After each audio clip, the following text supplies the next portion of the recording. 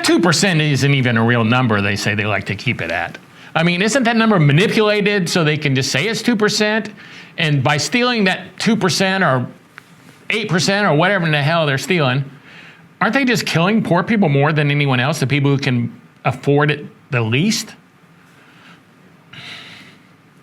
So think about what even if the 2%, so yes, it's always manipulated, but even if it was 2% and the natural rate of deflation in a market should be negative 2%, that means they would be stealing 4% a year.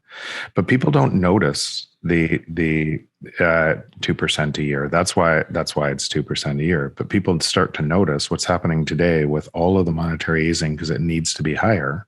Otherwise, you have a credit collapse.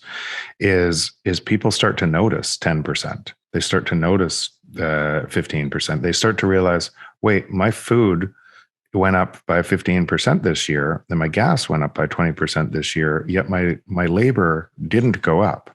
So I got my pocket picked. And so as they start to realize that, they start to rise up. And so what you're seeing on the left and right, all over in every country, is exactly that rising up.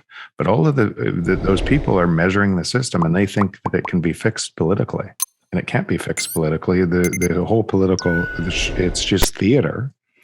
Because from a system that must debase its currency, whether you're a Republican or a Democrat, most of the money is being hidden in inflation. And I haven't seen somebody saying, I'm going to stop printing.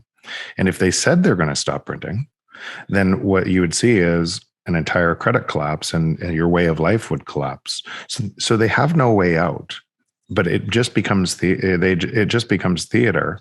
And that's why Bitcoin is so important, because because every single person on the planet has a way out. Every single person has, and they have a frame. Here's a way to look at it, a simple way to look at it.